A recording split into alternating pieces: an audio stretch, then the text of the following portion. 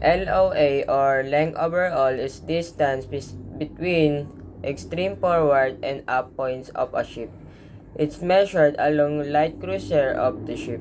And length between perpendicular LBP or LPP is distance between crossing point bow and loaded water line to rudder shaft or center of rudder head. Water line. The water line is the line of the ship just touches the water surface. This water line is called the plimsoll line or the International Cargo Loading Line on transport ship and marks the drop of the ship. It also indicates how much cargo a ship may carry and remain safe. Port side. Facing forward of a vessel left-hand side of the ship is known as port side. And starboard side facing forward of a vessel right-hand side of the ship is known as starboard side.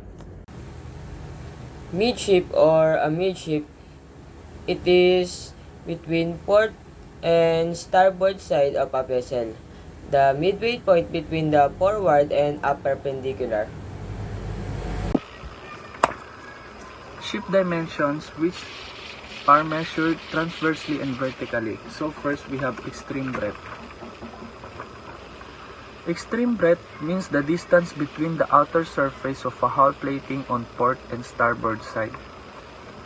So this is the hull plating from off port side, and this is the outer plating on starboard side.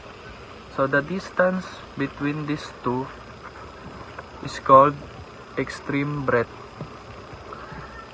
It is actually measured at the midship point, and it is measured transversely, and it used for berthing and maneuvering of a ship. So next we have molded breadth. Molded breadth, the distance between the inner surface of a hull plating on port and starboard side. So this is the inner surface of port side, this, and this is the inner surface of starboard side. So the distance between these two is called molded breadth. Molded breadth, this is also measured at the midship point and measured transverse only. Airdrop. Distance from the water line to the highest point of the vessel. Vertical clearance is the distance in excess of airdrop that allow a vessel to pass safely under a bridge or object. Molded drop. The distance from the bottom of the keel to the water line. The load drop is the maximum drop to which a vessel may be loaded. The extreme drop of a ship refers to the maximum depth of the ship's hull below water line, including any projections such as the keel, or rather, it's a critical measurement used to determine the minimum depth of a water ship can safely navigate without running aground. The extreme drop takes into account the ship's full load, including cargo fuel, and other onboard items, ensuring that the vessel can operate within the limits of available water depth, particularly in shallow areas like parts of a channel. Okay, I explain what is the freeboard of a ship. Freeboard is a vessel that calculation is an essential aspect of a ship design and operation. The freeboard represents that its margin is safety. Refers to the distance the water line at the upper deck level of a vessel's calculation of the vessels. And freeboard is a crucial ensuring that the vessel is safety and seaworthy. The primary purpose of the freeboard is to ensure that it meets the minimum safety requirements set by international maritime regulations. The vertical distance, the water line to the top edge of the dark, planning at the side of the deck at midship. Um, so that the vessels to favor that is to ensure that the vessel is safety or seaworthy, no, to capable of withstanding the various forces that they may encounter um, the while at the sea. Next is the extreme and molded depth. Molded depth is a shape measured at the middle of the ship, from the top of the keel to the uppermost continuous deck at side. And the extreme is to from the upper deck of upper side of the keel. What is the list of the molded depth? No? The vertical dimension from the keel to the tangent point.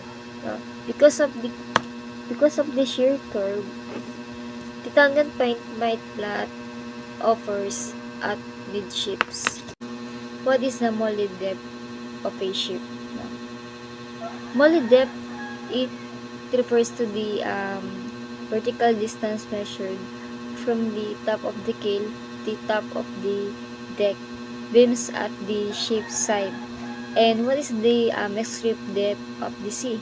No? That called is Challenger Deep. No?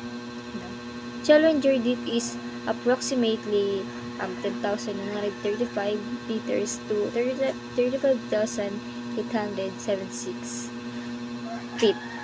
Then, what is the extreme depth in the ship? Depth of vessel ship side from upper deck to lowest point of keel.